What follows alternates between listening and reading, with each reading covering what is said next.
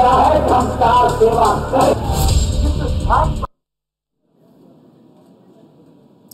Break के बाद आपका एक बार फिर स्वागत है। हम चर्चा कर रहे हैं राम जन्मभूमि आंदोलन की। आज मुख्यमंत्री योगी आदित्यनाथ, उत्तर प्रदेश के जो मुख्यमंत्री हैं, वो अयोध्या गए थे और वहां उन्होंने गर्भगृह की पहली शिला रखी थी। एक लंबा आंदोलन रहा है जिसके बाद राम जन्मभूमि पर राम मंदिर का निर्माण का काम शुरू हुआ है। हम कोशिश कर रहे हैं कि इस पूरे आंदोलन की कहानी को आपको समझा सकें। इस आंदोलन का एक बड़ा चेहरा है डॉक्टर रामविलास वेदांती, जो भारतीय जनता पार्टी के सांसद भी रहे हैं, श्री राम जन्मभूमि ट्रस्ट के अध्यक्ष भी रहे हैं, सदस्य भी रहे हैं और इस पूरे आंदोलन से जुड़े रहे। डॉक्टर वेदांती प्रतापगढ़ से और बेला से उस जगह से जुड़े, उस जगह से चुनाव जीते जहां पर राजा रजवाड़ों का राज हुआ करता था चुनाव में। वेदांती जी, आपका बहुत बहुत स्वागत है। आज आप किस तरह से देख रहे हैं जब गर्भगृह में पहली शिला मुख्यमंत्री जी ने रखी है? आपने इस आंदोलन को बहुत लंबी लड़ाई लड़ी है, क्या आपको लगता है ये लड़ाई सफल हो गई है? हमारे जीवन का सबसे बड़ा महत्वपूर्ण दिन आज का था जी, जिसके लिए हम 25 बार जेल गए थे, करीब 100 बार नजरबंद किए गए थे जी। अयोध्या में वीर बहादुर सिंह की सरकार ने, मुलायम सिंह यादव की सरकार ने, मायावती सरकार ने बहुत लाठी गोली यहाँ चलाया जी। और 25 बार जेल यात्रा करने के बाद आज जब मैं उस दृश्य को देखा तो मुझे लगा कि अच्छा हुआ मैं जेल न जाता तो ये दृश्य नहीं दिखाई देता जी। हमारे हजारों संतों ने जो तपस्या किया था, पूज्य महंत अवैधनाथ जी, परमहंस रामचंद्र दास जी, श्री हमारे गुरुदेव श्री अभिराम दास जी महाराज, स्वामी बामदेव जी महाराज, इन सब लोगों ने जो तपस्या किया था उस तपस्या का फल आज दिखाई दिया है। सारे अयोध्या के संत और सारे विश्व के लोगों को देख करके प्रसन्नता हुई होगी जब मंदिर के निर्माण की आधारशिला रखी जा रही थी। आज मैं निवेदन करना चाहता हूं कि अयोध्या का हिंदू मुसलमान सब खुश है, क्योंकि इस ऐतिहासिक दृश्य को देखने के बाद लोगों के मन में जो ये भावना जागृत हुई कि अब अयोध्या आना चाहिए। जो लोग ये कहते हैं कि अयोध्या के मंदिर बनने से विकास रुक गया, ये बात बिल्कुल गलत है। अयोध्या के मंदिर बनने के बाद अयोध्या का विकास प्रारंभ हुआ। अयोध्या की सड़कें चौड़ी हो रही है, अयोध्या के घाट बनाए जा रहे हैं, अयोध्या की रामपड़ी का नव निर्माण योगी आदित्यनाथ जी के द्वारा हुआ है। अयोध्या के विकास के लिए जो पैसा हमारे महंत अवैधनाथ जी महाराज के शिष्य योगी आदित्यनाथ जी जो हमारे मुख्यमंत्री हैं उन्होंने दिया है, उसको देखने के बाद हम सब लोगों को प्रसन्नता हो रही है। और मैं चाहता हूं कि सामाजिक दृष्टिकोण से और राजनीतिक दृष्टिकोण से भी अयोध्या का जो ये वैभव इसमें दिखाई दे रहा है जिसकी कल्पना किसी ने नहीं किया था। सामाजिक समरसता के लिए, राष्ट्रीय सद्भावना के लिए, राष्ट्रीय एकता के लिए हम सब लोगों ने मिल करके जो काम किया था, जिसके लिए माननीय अटल बिहारी वाजपेयी ने परमहंस रामचंद्र दास जी महाराज की जलती हुई चिता के सामने कहा था कि आज परमहंस जी जा रहे हैं, एक दिन होगा कि हम लोग भी जाएंगे। लेकिन मैं घोषणा करता हूं कि मेरे ही पार्टी का कोई व्यक्ति आएगा जो भाजपा का प्रधानमंत्री बनेगा और मंदिर का निर्माण प्रारंभ होगा। ये सौभाग्य हम लोगों को मिला जब 9 नवंबर 2019 को सुप्रीम कोर्ट के द्वारा मंदिर का निर्णय आया और जब 5 अगस्त 2020 को मोदी जी ने राम जन्मभूमि की आधारशिला रखी, भूमि पूजन करके शिलान्यास किया था, तभी से हम लोगों को पता चल गया था कि अब देश का गौरव बढ़ने वाला, देश का वैभव बढ़ने वाला है।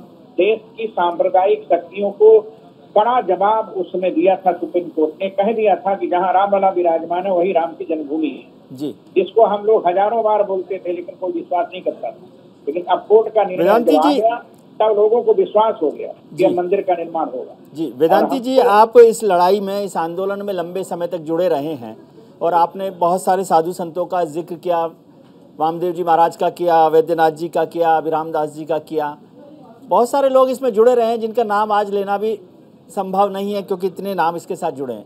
लेकिन क्या आप इस पूरे आंदोलन को एक धार्मिक आंदोलन के तौर पर देखते हैं या 1989 से 2022 तक जब मुख्यमंत्री गर्भगृह में शिला रख रहे हैं तो ये एक राजनीतिक आंदोलन की मंजिल तक पहुंचने का रास्ता है?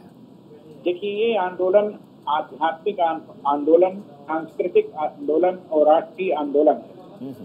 राष्ट्र के लोगों ने कल्पना नहीं किया था कभी मंदिर भी बन सकता है अयोध्या में रामलला का। जो कल्पना नहीं किया था आज वह कल्पना साकार हुई, जिसके लिए हम सब लोगों ने संघर्ष किया था, जेल की यात्रा कहा था, हमारे देश के हजारों कारसेवक मारे गए थे, जिसके लिए कुठारी बंधुओं को मुलायम सिंह यादव के सैनिकों ने गोली से मारकर घायल किया था, जी, तो मृत शैया पर पड़े हुए थे। आज उस दृश्य को देखने के बाद और आज शिलाओं को रखने के बाद ऐसा विश्वास हो गया कि उनका वो जो शहीद हुए थे, उनको जो गोली लगी थी, आज वह गोली हमको दिखाई दे रही है कि समाज के हर वर्ग के लोगों ने उनका स्मरण करके, उनके शहीदों का स्मरण करके, परमहंस जी का स्मरण करके, पूज्य महंत अवैधनाथ जी का स्मरण करके, पूज्य हमारे गुरुदेव श्री अभिराम दास जी महाराज का स्मरण करके, स्वामी वामदेव जी महाराज का स्मरण करके, शंकराचार्य जी महाराज जो इसके लिए बहुत बड़ा कार्यक्रम किया था। मैं निवेदन करना चाहता हूं कि सबकी सहानुभूति जुड़ी थी उन्हीं सब संतों के आशीर्वाद से ही आज का यह कार्यक्रम संपन्न हो सका है। आगे आने वाले दिनों में हम चाहते हैं कि अयोध्या के जिस विकास की योजना प्रधानमंत्री नरेंद्र मोदी ने 5 अगस्त 2020 को अपने भाषण में दिया था, हमारे उत्तर प्रदेश के मुख्यमंत्री योगी आदित्यनाथ जी उसको चरितार्थ करें और आगे आने वाले दिनों में भी हम सब लोग मिलकर अयोध्या के वैभव को, अयोध्या के साम्राज्य को, अयोध्या की स्थिति को आगे बढ़ाने के लिए। आप समझते हैं कि अब प्राथमिकता जो है राम मंदिर निर्माण के साथ साथ अयोध्या के विकास की भी होनी चाहिए, पूरा अयोध्या विकसित हो? क्योंकि मैं इतनी बार अयोध्या गया पिछले आंदोलनों के दौरान, सबसे बड़ी तकलीफ यही थी कि अयोध्या का विकास पर किसी ने ध्यान नहीं दिया था। नहीं, देखिए अयोध्या का विकास प्रधानमंत्री नरेंद्र मोदी जी ने जो पैसा दिया और योगी आदित्यनाथ जी ने जो निर्माण किया जी, जिस राम की पैड़ी को लोग नरक पड़ी कहते थे, जहां बंदर, कुत्ते और आदमी मरे हुए दिखाई देते थे जी, आज राम की पैड़ी को देखिएगा, अयोध्या में सरयू के घाट को देखिएगा, अयोध्या के राम कथा पार्क को देखिएगा, अयोध्या की सड़कों को देखिएगा तो वो भूल जाएंगे। पहले में और अब में जमीन आसमान का अंतर हो गया है। हमको विश्वास है कि आगे आने वाले दिनों में अयोध्या के विकास का जो खाका योगी आदित्यनाथ जी ने और प्रधानमंत्री जी ने प्रस्तुत किया है जनता के बीच में, वो सब चरितार्थ होने वाला है। अयोध्या का रेलवे स्टेशन देख लीजिए, कितना भव्य निर्माण शुरू हो गया है। अयोध्या में ओवरब्रिज बनने वाली है, अयोध्या में 4 लाइन मध्य में बनने वाली है। ये सारा विकास की जो योजना है राम मंदिर निर्णय के बाद ही आया है, इसलिए राम ने हम सब लोगों को अयोध्या के विकास का अवसर दिया जी। भगवान राम ने भाजपा को स्थापित किया, राम जन्मभूमि के नाम पर भाजपा आई, राम जन्मभूमि के नाम पर भाजपा 2 से बहुमत में आकर के भारी बहुमत से कांग्रेस को समाप्त किया। मोदी जी ने 2014 में घोषणा किया था कांग्रेस मुक्त भारत बनाऊंगा, तो कांग्रेस मुक्त भारत हो गया। तो कांग्रेस मुक्त भारत का आपने जिक्र किया, वही मैं आपसे जानना चाह रहा था कि 1984 में 2 सांसद और फिर 1989 में 89 सांसद और आज 303 सांसदों के साथ सबसे बड़ी बहुमत वाली सरकार और 282 2014 में भी आई, तो ये राम कृपा ही है ना? तो फिर इसको आप राजनीतिक आंदोलन क्यों नहीं मानते? नहीं, देखिए अयोध्या में जब अटल बिहारी वाजपेयी ने घोषणा किया था कि हमारे पार्टी का ही एक नेता आएगा जो राम जन्मभूमि के समस्या का समाधान करेगा, अटल बिहारी वाजपेयी का वह वाक्य, वह घोषणा 2014 में चरितार्थ हुआ कि जब मोदी जी भारत के प्रधानमंत्री बने। अटल बिहारी वाजपेयी की बात उस दिन सत्य हुई जिस दिन भारत के प्रधानमंत्री नरेंद्र मोदी जी ने 5 अगस्त को राम जन्मभूमि का भूमि पूजन का न्यास किया। अटल बिहारी वाजपेयी की वाणी सत्य हुई जब 5 अगस्त 2019 को 370 धाराओं 35 से समाप्त हुई। अटल बिहारी वाजपेयी की वो वाणी सत्य हुई जब 3 तलाक समाप्त हुआ। और मुझे ऐसा लगता है कि आगे आने वाले दिनों में जिस राम राज्य की कल्पना महात्मा गांधी जी ने किया था, वह राम राज्य योगी के और मोदी जी के नेतृत्व में सारे देश में होगा, ऐसा हमको पूर्ण विश्वास है। और यह भारत सामाजिक समरसता के दृष्टिकोण से जो कल्पना डॉक्टर श्यामा प्रसाद मुखर्जी ने किया था कि देश को समान नागरिक संहिता की आवश्यकता है, तो मुझे ऐसा लगता है 2024 के चुनाव से पहले इस देश में समान नागरिक संहिता भी लागू हो जाएगी जी। आप सामाजिक समरसता की सर आप सामाजिक समरसता की बात कर रहे हैं, यूसीसी की बात कर रहे हैं, यूनिफॉर्म सिविल कोड की बात कर रहे हैं। कुछ लोग कहते हैं कि राम जन्मभूमि आंदोलन या भारतीय जनता पार्टी के आगे बढ़ने के साथ साथ सामाजिक समरसता कम हुई है, सामाजिक तनाव बढ़ा है। देखिए मैं बताऊं, सामाजिक समरसता का जो दृश्य योगी जी और मोदी जी ने प्रस्तुत किया है जी, मुलायम का समय देख लीजिए, रोज कर्फ्यू लगा रहता था, लोग 44 धारा लगी रहती थी, रोज हिंदू मुसलमान दंगा होता था जी। लेकिन भाजपा की सरकार आने के बाद हिंदू मुस्लिम दंगा बंद हो गया। भाजपा सरकार के आने के बाद ये जो 44 धारा थी और ये जो हमेशा कर्फ्यू लगा रहा था तो समाप्त हो गया जी। अब हमारे उत्तर प्रदेश में योगी आदित्यनाथ के मुख्यमंत्री बनने के बाद कहीं कर्फ्यू नहीं लगता है जी। कहीं 44 धारा नहीं लगती है। देखिए मैं बताऊं, कांग्रेस ने हिंदू मुसलमानों को आपस में लड़ाने का काम किया। कैसे हिंदू मुसलमान आपस में लड़े, उसी का परिणाम काशी विश्वनाथ ज्ञानवापी मंदिर में दिखाई दे रहा है। इंदिरा गांधी जब प्रधानमंत्री थी तो काशी विश्वनाथ मंदिर ज्ञानवापी मस्जिद के चारों ओर जो देवी देवताओं की मूर्तियां थी उनको दीवार बनाकर ढक दिया। और परिणाम ये हुआ कि जो त्रिशूल का चिन्ह था, जो डमरू का चिन्ह था, जो कमल के फूल के चिन्ह थे, जो स्वास्तिक के चिन्ह थे, जो ओम के चिन्ह थे, जो देवी देवताओं की मूर्तियों के चिन्ह थे, वो दीवार बना करके अंदर ढक दिया गया।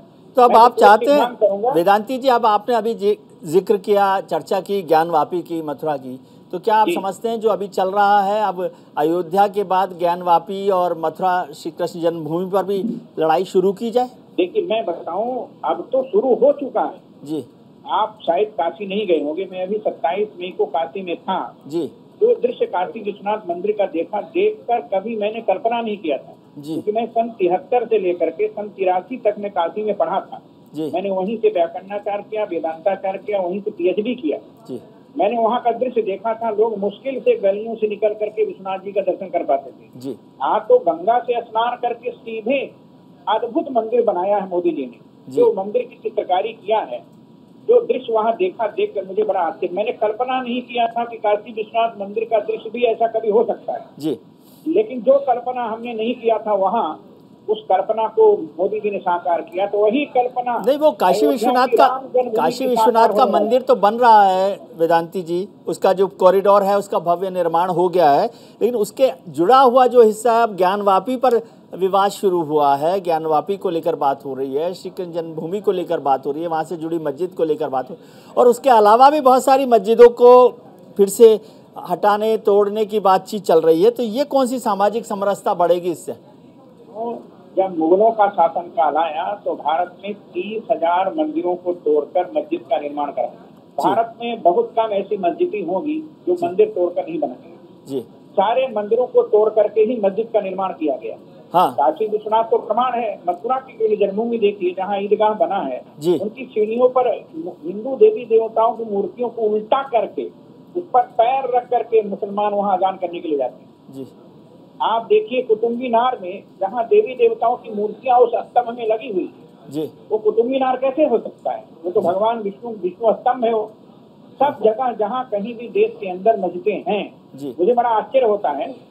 बैजनाथ धाम में सब कांवड़ यात्रा ले जाते हैं गंगा का जल चढ़ाने के लिए, जहाँ से गंगा जल ले जाते हैं वहाँ पर भी शंकर जी का मंदिर था, उसको तोड़ करके मस्जिद बना दी गई। पूरे देश में मुगल काल में केवल यही हुआ था कि मंदिरों को तोड़ो और मस्जिद बनाओ।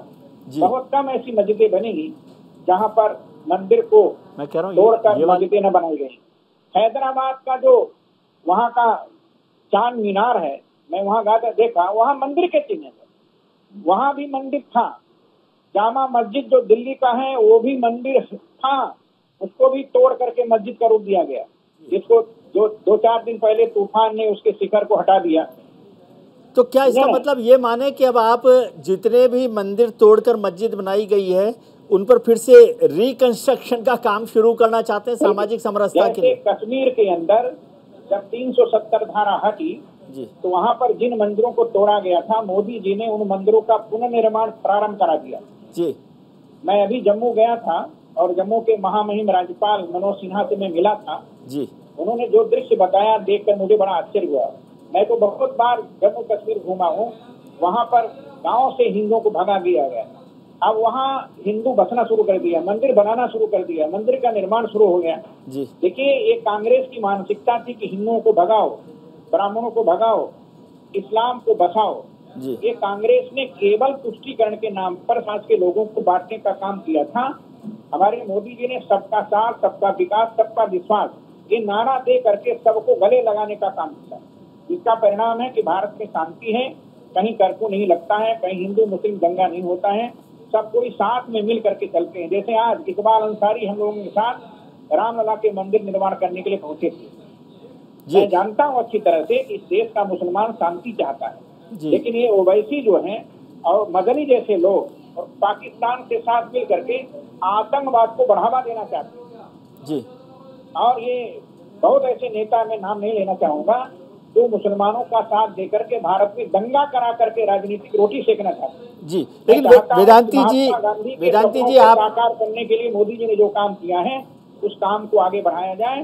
भारत को जो स्थिति डॉक्टर वेदांती, मैं आपसे घोषित करेंगे, अब वो राम राज्य की घोषणा मंदिर निर्माण के बाद हो जाएगा। मुझे ठीक है वेदांती जी, मैं केवल ये जानना चाहता हूँ, जो आपने बात की वो समझ आ रही है। तो अब जितने मंदिर तोड़े गए थे और मंदिर तोड़ के मस्जिद बनाई गई थी, क्या आप उनको फिर से नए उस पर लेकर आना चाहते हैं? आप तो सांसद भी रहे हैं, आपके वक्त में ये जो प्लेसेज ऑफ वर्शिप एक्ट बना है, तो आपको पता है कि प्लेसेज ऑफ वर्शिप एक्ट के बाद तो धार्मिक स्थानों का स्वरूप नहीं बदला जा सकता। देखिए, हम लोग सुप्रीम कोर्ट में याचिका दायर कर रहे हैं जी कि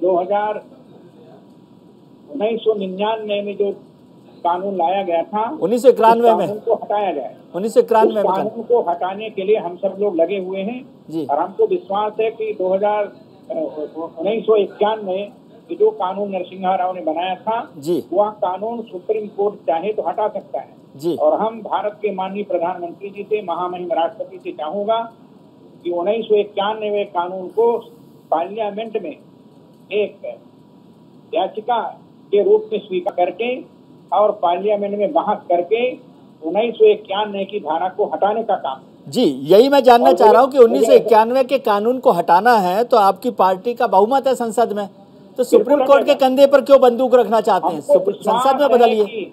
1991 का कानून हटेगा और इसी भाजपा सरकार के द्वारा ही वो कानून हटाया जाएगा।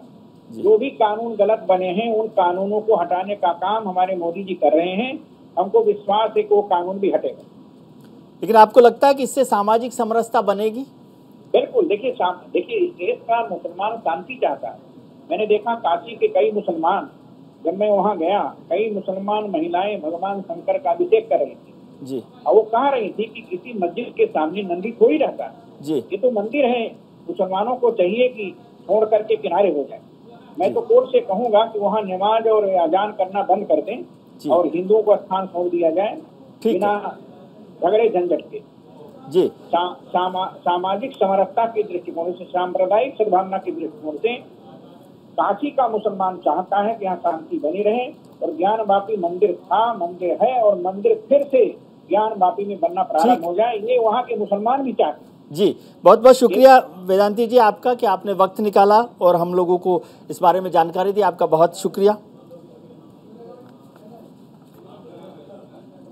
थोड़ी सी चर्चा और करते हैं कि जो पूरी इनसाइट स्टोरी है अयोध्या की, उसमें क्या हुआ था, किस तरह से ये सारी बातें चली थी। हमने पहले आज़ादी की 1949 की बात देखी, अब देखते हैं कि 1949 के बाद जब राजीव गांधी ने ताला नहीं खोलने का आदेश दिया, ऐसा कहा जाता है, और फिर कोर्ट में सुनवाई के बाद लोगों की पूरी उम्मीद थी कि फैसला आ जाएगा।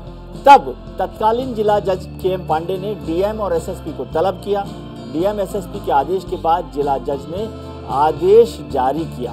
फैसले की कॉपी जब तक पुलिस प्रशासन के पास पहुंचती, उस पुलिस प्रशासन उस विवादित स्थल तक पहुंचता, तब तक वहां मौजूद लोगों ने पहले ही ताला तोड़ दिया। ताला किसने तोड़ा, आज तक इसका खुलासा नहीं हो सका है।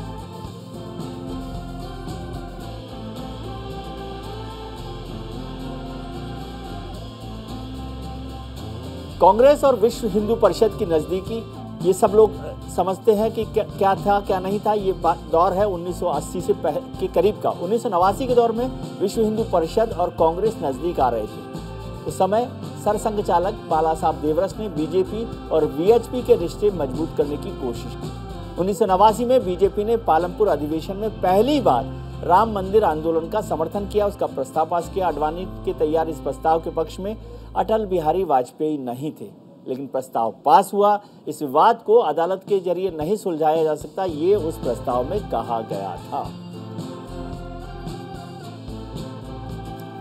आज हमने शो की शुरुआत में आपसे पोल का जो सवाल पूछा था, उसमें सवाल में पूछा गया था कि क्या राम मंदिर निर्माण से अयोध्या में लौटेगा राम राज्य।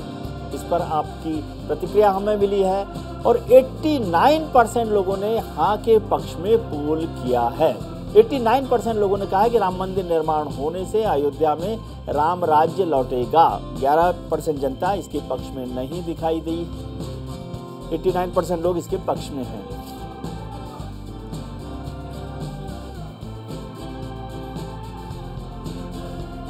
राजनेताओं की बात आपने सुनी, हमारे पैनलिस्ट की बात आपने सुनी, जनता की बात सुनी। अब छोटी सी मेरी भी बात, यानी विजय व्यू। होए सोए जो राम रचि राखा, सालों से चले आ रहे संघर्ष को मंदिर का परिणाम मिला है। राम को फिर से राम मिला है।